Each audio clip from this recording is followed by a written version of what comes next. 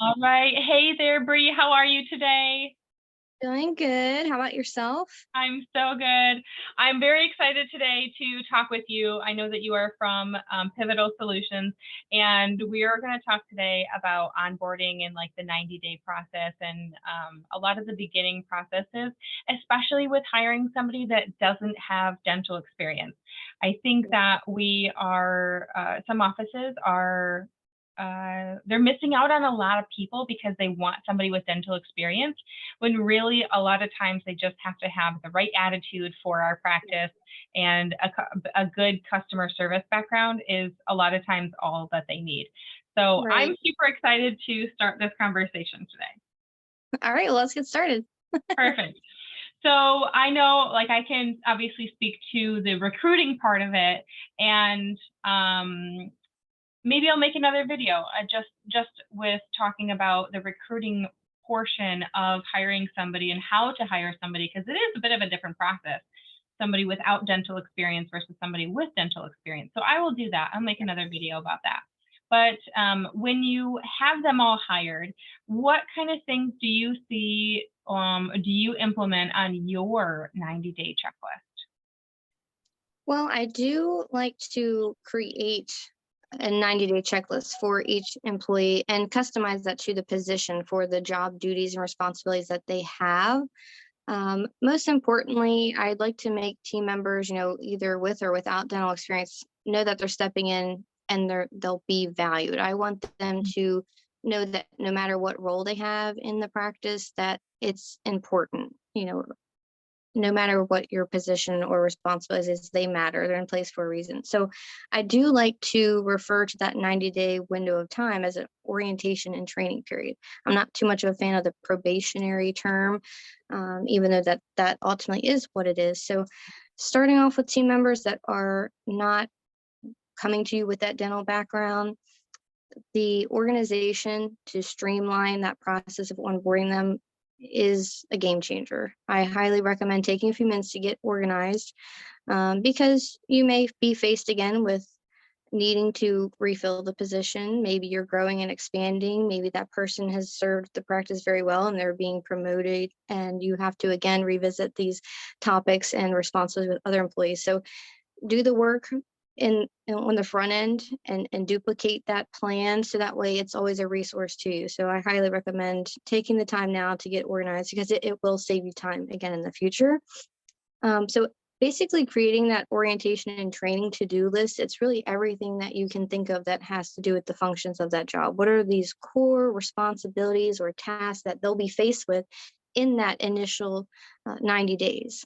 And of course, the plan is to always grow within the position and learn more, but we have to think of what in that first day, first week, are they going to be faced with? And that's what your list should consist of. So administrative team members or clinical team members, that list does look a little bit different. Of course, some things are duplicate, like utilizing softwares, print functions, how to access different information, logins and passwords. Like that would probably be for any position, but let's take an administrative role, for example. They may need to print prescriptions. They need to perhaps print out a patient's transaction history or send an email of records, perhaps maybe sending a school note or whatnot. So everything you can really think of, like list that, what is our check-in process? Let's talk about how we handle our new patient calls. And if you really take time to think of those things and create that list, it can be a couple pages long. And one last point I'll make with it is it's really great for the new employee to see on paper all the things that they were able to accomplish. You get that rewarding feeling of being able to check off, like, yes, I feel like I've mastered this, I'm confident in it. And now the conversation is like, wow, look at all the things you've been able to learn or accomplish over these 2 or 3 months, and give them a pat on the back. So I really like that tool. And it also can come in handy of realizing, wow, we are not moving through this at the rate we need to be, and have some frank conversations about the improvements that need to be done, and maybe deciding that you don't necessarily have the right person for the position. So it can help both ways. Absolutely, yeah. So in the retention program that I've got a bit of that checklist done, and I am wondering. So usually when I am helping offices and kind of guiding in this retention program, what I like to do is say the first day, you're probably not going to get any work done with this person. You're Right. really going over Mm. if you have any passwords, any user login information, depending on when they get like their numbers to get into the software or get into the building, Right. or a lot of just the main information. Sure, they've already had an office tour, but really going in depth of where things are at and like where's the eye wash Right. station or the fire exit. A lot of those things. So day one, I always tell the offices, and even sometimes week one, you're hardly going to get any work done out of this person. Yeah. Um, Maybe at the end of the first week, they might start to take some phone calls. And to do some initial things. What does your timeline typically look like from your practice? Well, I am a big believer in just like we apply clinically that tell, show, do method. I like to apply that to training as well. So shadowing is key. I've talked to a lot of doctors or even those in management. They're thinking, well, I have this person here, they're on the clock, they're being compensated. I need them to be doing something. And some offices don't have that luxury of there's someone to shadow, someone to show, someone to teach. Some people do have to be thrown right in there, thrown to the wolves, as they say, and learn as they go. But if you do have the luxury of an employee having the opportunity to see what is being done and then do an hands-on, let me do this myself, and then they can show you that they've mastered that and can handle those tasks, and again move through this checklist checking off, so you know what needs more time and what things that they were able to accomplish quickly. And having this checklist or this training plan in place, it also allows you to see what their strengths and their weaknesses are. That also helps you as a manager or an owner know if this person is delegated appropriate task or areas that they're thriving in. They really can show you so much in that time frame. I always like to also have an employee start off filling out our new patient paperwork as if they were um, a patient. So that way they can then take that information and they can put false information on. They can make up an address. It doesn't have, I don't have to get too extreme, but I like to then have them enter it into the software. So I find that that registers a little bit easier with folks when they've filled out the forms, they're entering it into the software. That also gives them an opportunity very early on in their first week to read our policies, ask questions, and know why those are there. So I really like that approach using the new patient forms, and then letting them learn. But again, if you don't have that luxury of showing someone and then letting them do that, it's really going to be key that you take that 15 minutes to write a comprehensive list of all the things you need to be sure that this person is touching, experiencing, or doing in that 90 days. So Yeah, it and really makes everyone's life easier. that's what I've got on that checklist too is basically all of the major tasks that this person will be doing. And I know that before we started recording that you made a mention, and so feel free. I don't want to take all of the words, wonderful words that you had said, but one of the things that we were talking about beforehand was before, like even maybe before you get a 2 week notice, because when you're having to hire somebody, a lot of times it's not anticipated. It's because you are, having to replace somebody, or you are growing so fast that you just need another person and need another body, and you just don't have the extra time. But I would say for all of our people watching today, I think what is going to be most important is to go through that checklist long before you even ever need to hire somebody, and do one to-do list, or how to each Mhm. day so that it's not so cumbersome, or maybe Yes. have a goal of 3 to 5 a week. And so maybe on Wednesday you can bust out all five, and you just have a database of all Right. of these things that the new person is going to end up having to Mhm. do, so that when you bring somebody aboard, and if you're in the middle of something because you are the person training, you're going to be pulled in 5 different directions, just like every Yes. other day of the week, where this person can just do Control F, so for Control Find, and search this database and really just be able Hmm. to figure out what exactly they need to do. Yeah. So I think what you're mentioning is how we talked about the training resources and building that database. So it's been a game changer. I think I've probably been doing that for about 5 or 6 years, building these training resources. And I know so many of us that have this idea of like, oh, I need to create these resources. I need to create this manual. And we think that we just need to sit down, lock ourselves in a room for Yeah. a week straight and just write and write and write.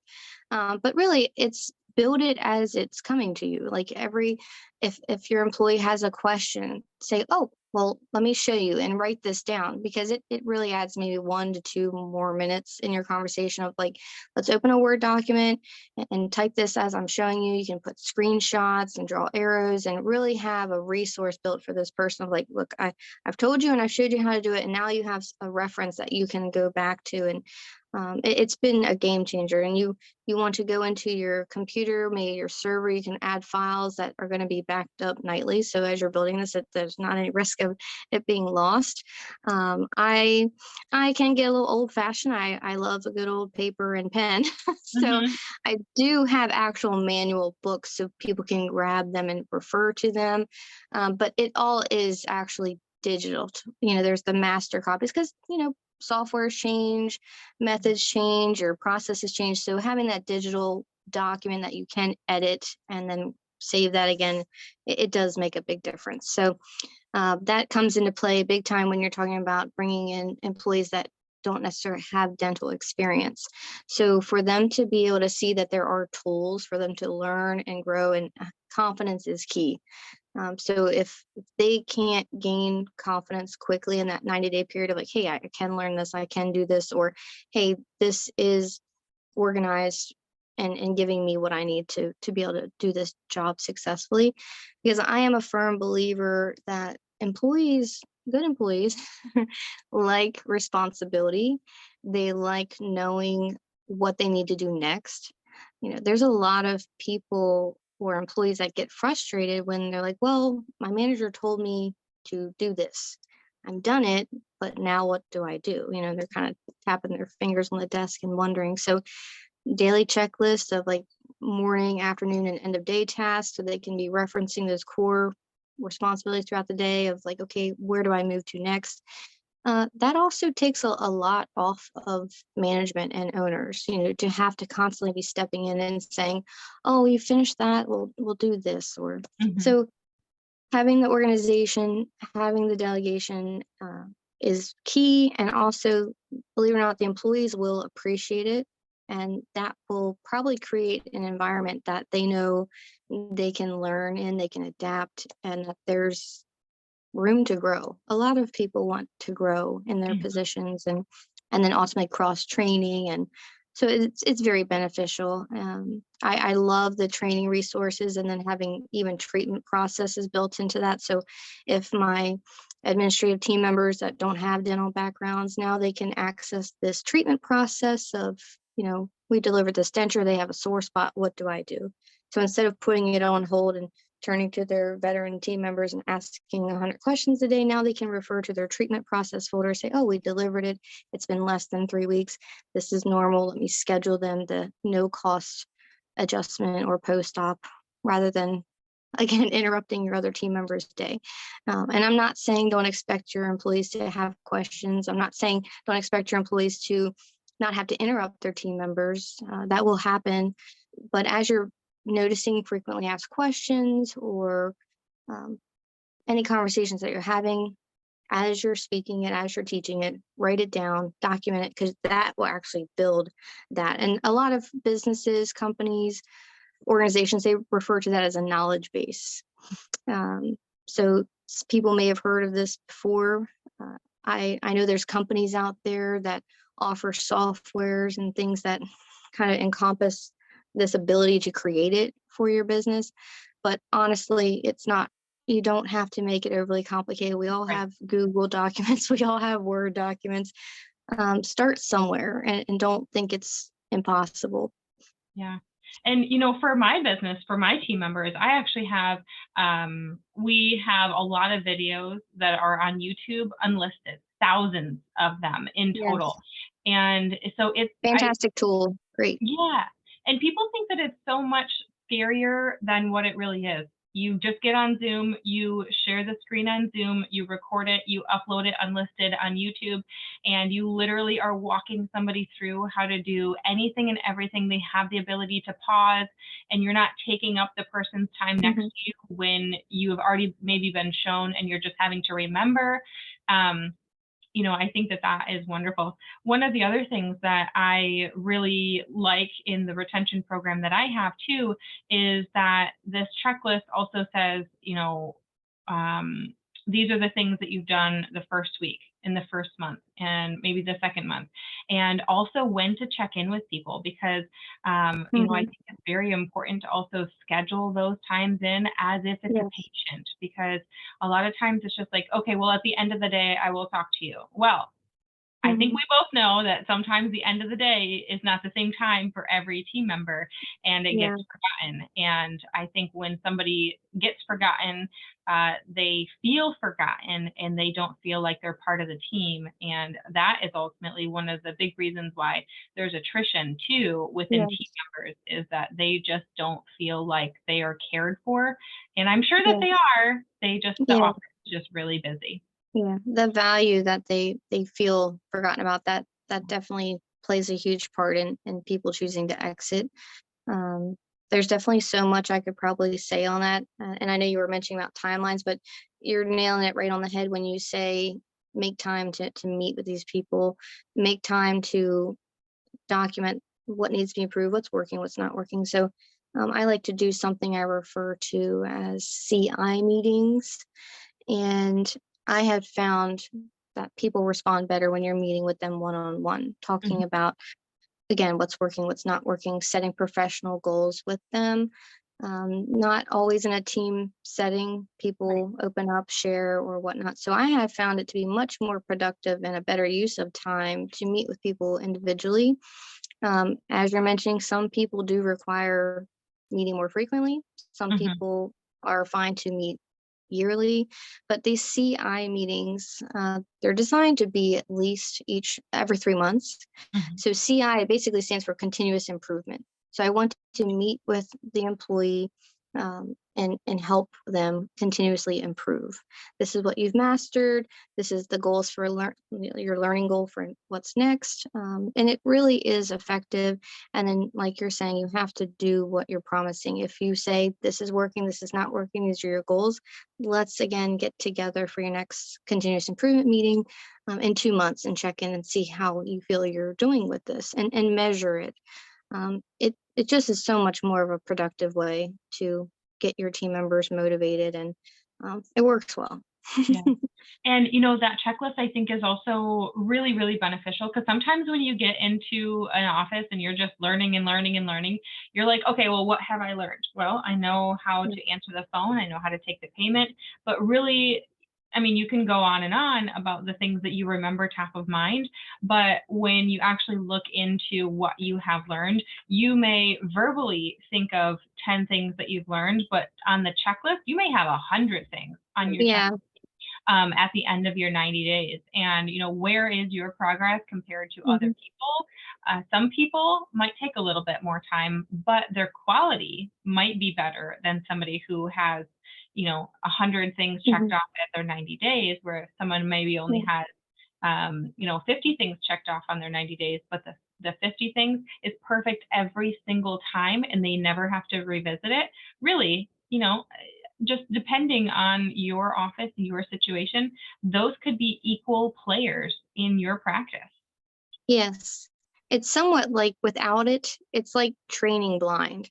Yeah. And and bless all of our doctors. They are doing already so many things, and some have management in place, some don't. But when you're training blindly or hiring blindly, we do this dangerous assumption that oh, well, I hired this insurance coordinator, so certainly my claims are going out. Certainly my claims are getting paid. Certainly my reports are healthy and looking good. Certainly there's not $500,000 sitting on the book untouched. We we're not measuring it. We're not checking in. We are just like, okay, I hired, go Yep. on and be great. So that can get very dangerous. And also it can become confusing for the employee. And when our expectations are not clear, it can just get dangerous and have the employees feeling frustrated, disappointed, not valued, or doctors feeling frustrated and angry that they hired this person, they're paying these wages, and they're thinking they're falling short of that. But they don't have any objective data to really look at of all that really was accomplished. They might just see their 2 o'clock patient fell off the schedule. Oh, well, why didn't Barb call anyone and get this refilled? Like, well, have you really given her a tool to understand what that protocol is? Hey, if there's a patient calling to cancel, what are we going to do about that? Do we just say, okay, thanks, great, and hang up? Or is there a protocol of how to handle the conversation? And then ultimately, if the patient can't keep that reserved time, now what do we do? Is there a report to run? Is there a priority list? Do we look out in the future? Do we move someone up from the afternoon? There's so many ways you can handle it. What is that doctor or manager's preference? So um, again, we can't just assume someone's going to step in and be great and know what to do when a situation arises if we haven't shown them or taught them. So doctors end up really frustrated and disappointed, and so does the employee. And Absolutely. then they break up. Yes. Yes. It is a It's not you, relationship. it's me. Yeah, yeah. I think what gets measured gets managed. I think is a great ending piece to this conversation too. Is if you're not paying attention to the things that you're teaching, that they're learning, and their progression, I think that ultimately is key. Yeah. So thank you so much for joining me today. I really appreciate it, and I love talking about things like this. Onboarding, retention, those things are very, very vital for the practice, and not all practices have the right setup for that. So I really appreciate your time today. You're very welcome. I think you did a fantastic job trying to condense 3 months of onboarding processes into a few minutes. So, Yeah. like you're saying, this could be a very lengthy conversation between the two of us. So, I'm looking forward to hearing more from what your clients need and what you're doing for your peers. So, thank you for having me. Thank you.